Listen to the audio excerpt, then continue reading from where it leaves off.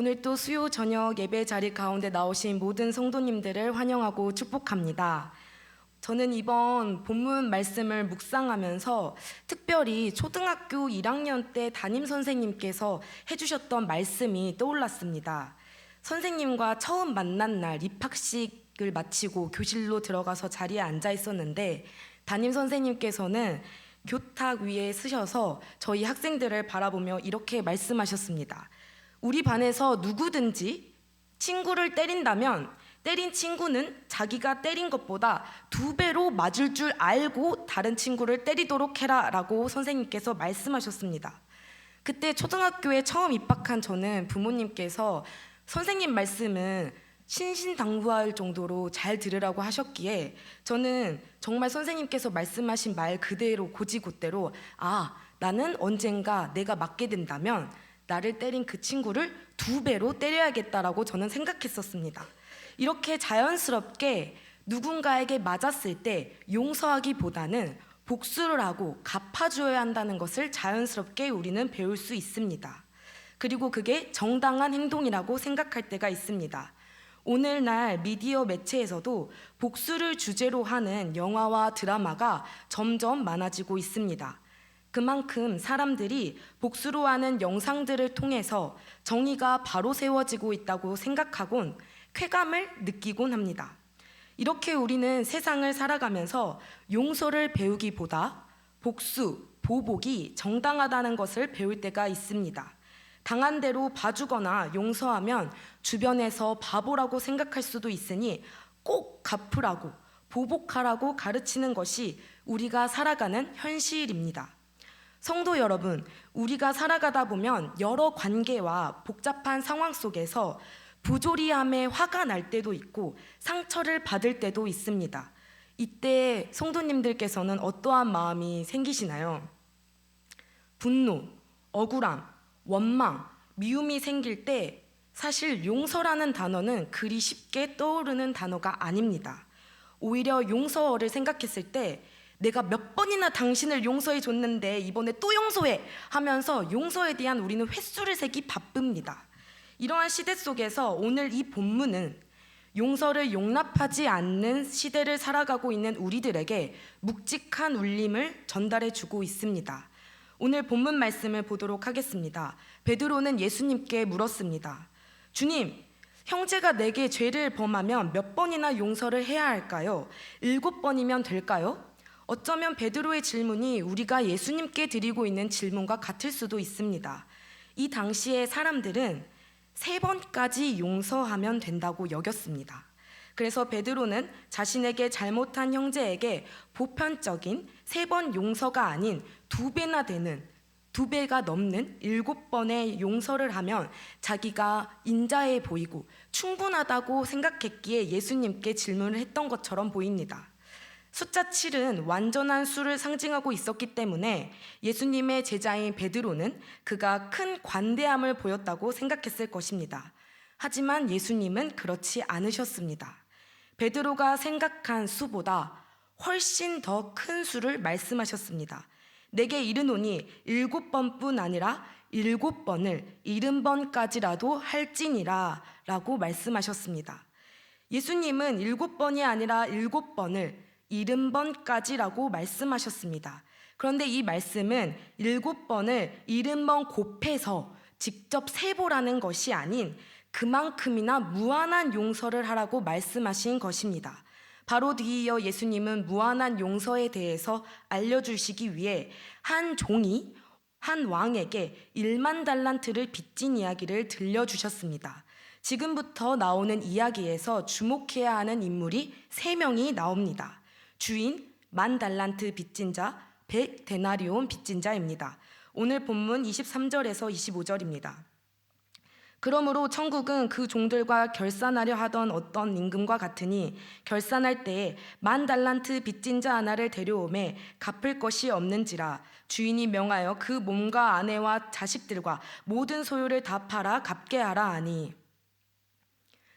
본문 24절을 보면 결산할 때에 1만 달란트 빚진 자를 주인이 불러왔습니다.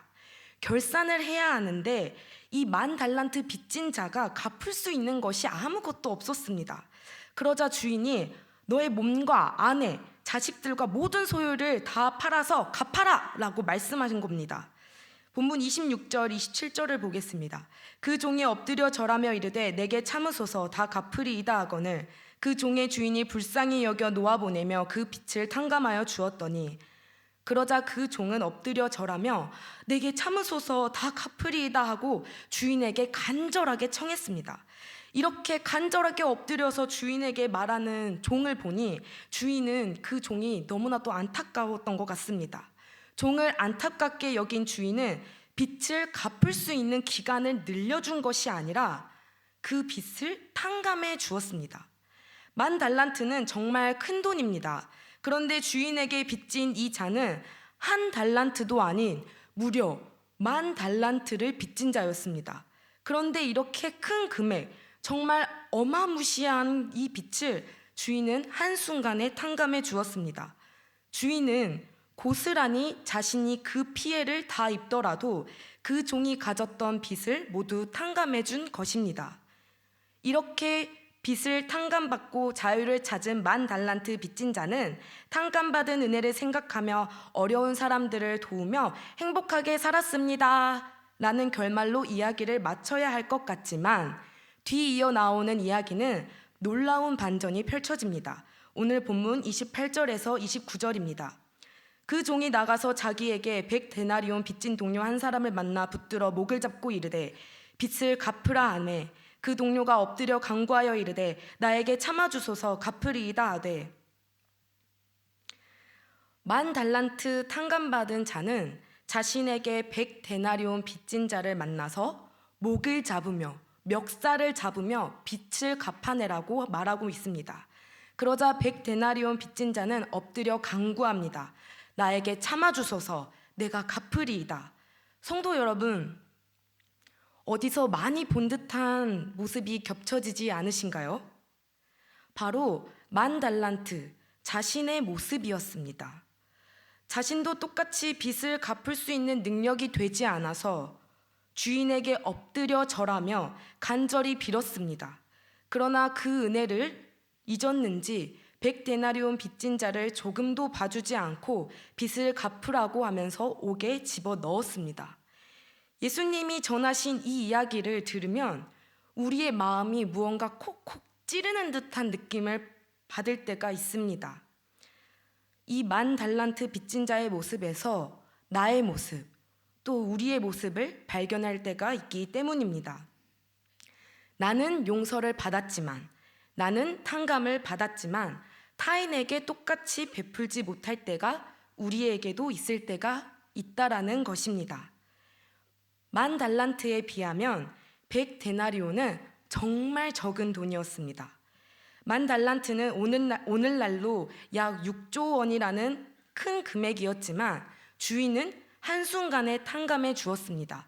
말로 다할 수 없는 은혜를 받은 자가 바로 이 10,000달란트 빚진 자였습니다. 심지어 10,000달란트를 탕감받을 때 자신에게 어떠한 피해가 있었던 것도 아니었습니다. 오히려 주인이 자신의 재산에 피해가 갈 수도 있었음에도 불구하고 그 피해를 기꺼이 감수하면서까지 그 종을 용서해 주었습니다. 주인의 용서로 인해 평생 자신의 후손들까지 종노릇하며 살아도 부족할 뻔했던 인생의 결과가 완전히 뒤집어졌습니다. 그런데도 이 10,000달란트 빚진 자는 자신의 빚과는 비교도 되지 않은 100데나리온 빚진 자에게 아주 사악하게 굴었습니다. 용납이 없었습니다. 용서가 없었습니다. 자신이 얼마나 큰 빚을 탕감받았는지 그 사실을 인지하지 못하고 언제 그랬냐는 듯 100데나리온 빚진 자의 멱살을 잡았습니다. 나는 용서를 받고 이해를 받았음에도 타인에게 향하는 잣대는 엄격합니다. 피해를 줬으면 몇 배로 해서 돌려줘야 하고 보복해야 하는 게 오늘날 우리가 살아가고 있는 사회의 모습입니다. 용서보다는 보복, 복수를 마땅하게 여기며 살아가고 있을 수 있습니다. 각자 저마다의 도덕적인 잣대를 들이밀면서 살아가고 있다고 해도 무방할 정도로 나에게는 관대하지만 타인에게는 엄격합니다. 예수님께서 이 비유로 말씀한 10,000달란트의 빚진 자가 나의 모습, 우리의 모습일 수 있다는 것을 우리는 깨달아야 합니다. 탕감을 받았음에도 베풀지 못하는 모습, 빚을 갚으라고 멱살까지 붙잡으며 갚을 때까지 억압하는 모습이 개인의 모습이고 시대의 모습입니다. 서로에 대한 용서, 이해가 없는 시대입니다. 저는 오늘 본문 말씀을 묵상하면 묵상할수록 저의 민낯이 너무나도 보였습니다. 그리고 우리의 죄악된 인간의 모습을 너무 깊숙이 예수님께서 이 짧은 이야기 안에 보여주고 있다는 걸 깨달았습니다. 단순히 10,000달란트 빚진 자처럼 살지 말아야 한다는 생각을 넘어서서 내가 예수님께 탕감을 받은 자라는 것을 우리는 기억해야 합니다. 성도 여러분, 10,000달란트 빚진 자, 100데나리온 빚진 자 모두 두 사람에게는 갚을 능력이 없었습니다. 우리도 똑같이 무언가를 갚을 능력이 없습니다. 예수님께서 용서에 대해 이렇게 비유로 말씀하신 건 바로 나라는 존재, 우리의 존재가 갚을 능력이 없는 존재이기 때문입니다. 잘못한 것에 있어서, 죄에 있어서 갚을 것이 전혀 없고 능력도 없는 나를 위해서 하나님께서는 예수님을 이 땅에 보내주셨습니다. 그리고 예수님은 갚을 수 없는 죄 가운데에 억눌리며 살아가고 있는 우리를 자유롭게 해주시기 위해서, 탕감해 주시기 위해서 예수님을 십자가에 못 박히게 하셨습니다. 그런데 우리는 이 은혜를, 탕감받은 이 은혜를 너무 가볍게 지워버릴 때가 있습니다. 용서함을 받고 자유함을 얻었음에도 불구하고 10,000달란트를 빚졌던 자가 100데나리온의 빚진 자의 멱살을 꽉 잡으며 놓지 못하고 붙잡고 있었던 것처럼 우리의 마음속에 용서하지 못하고 꽉 붙잡고 있는 것이 있을까요? 성도 여러분, 우리가 기억해야 하는 것은 그 어떠한 것으로도 갚을 수 없는 예수 그리스도의 죄사함을 받은 자가 바로 나라는 것입니다. 복음을 듣고 알고 있는 자들이 10,000달란트를 탕감받은 자처럼 모든 것을 용서받은 사람들입니다. 주인은 10,000달란트 빚진 자가 빚을 갚을 수 있는 능력이 조금이라도 보여서 탕감해 준 것이 아닙니다. 거저받은 은혜였습니다. 그 은혜를 받았음에도 100데나리온 빚진 자의 멱살을 잡으며 놓지 못하고 용서하지 못했습니다. 오늘을 살아가는 우리도 이해되지 않는 사람, 무례한 사람, 상식을 벗어난 상황들, 원망스러운 환경들을 멱살을 잡고 있을 수 있습니다.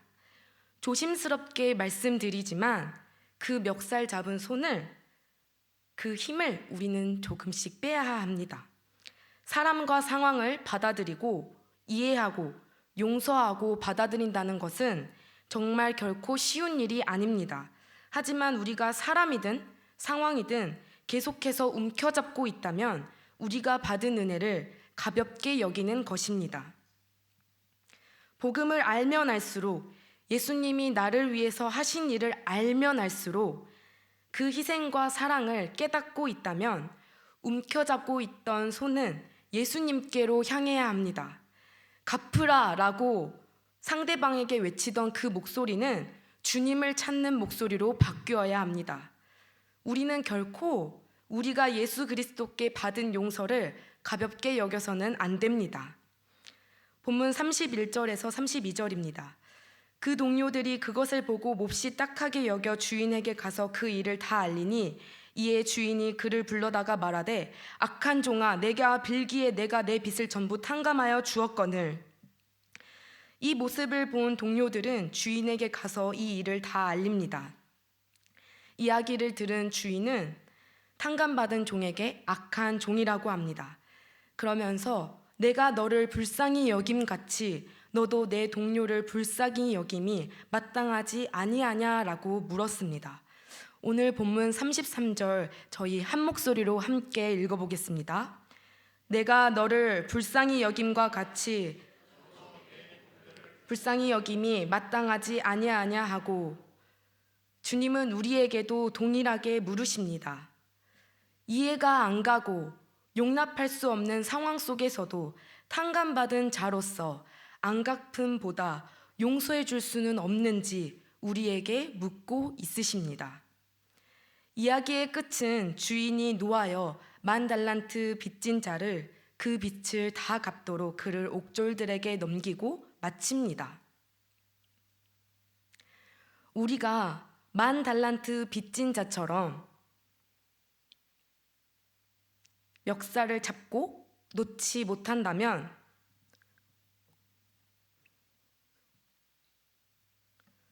우리의 이야기의 끝은 어떻게 될까요? 죄는 죄를 낳고 용서는 용서를 낳고 사랑은 사랑을 낳습니다. 심는 대로 거두기 때문입니다. 시대가 말하는 옳음과 선을 따라가는 것이 아닌 하나님 아버지께서 베풀어 주신 한량없는 용서와 사랑을 받은 자가 바로 우리입니다. 한도 끝도 없는 용서를 볼 때 세상 사람들은 이해할 수 없을 것입니다. 피해를 감수하면서까지 용서하는 모습을 보면 손가락질을 하면서 미련하다고 할 수도 있을 것입니다. 그러나 우리는 하나님의 자녀입니다. 하나님의 자녀이기에 아버지가 보여주신 그 용서를 따라 보고 배울 수 있습니다. 예수 그리스도가 이 땅에 오실 때에 모든 악을 바로 잡으실 것이므로 우리는 소망으로 인내하며 그날을 기다리며 우리가 붙잡고 있는 것을 힘을 빼고 우리의 손을 주님께 맡기고 우리의 목소리는 주님을 불러야 하는 것입니다. 사랑하는 성도 여러분, 말씀을 맺으려 합니다.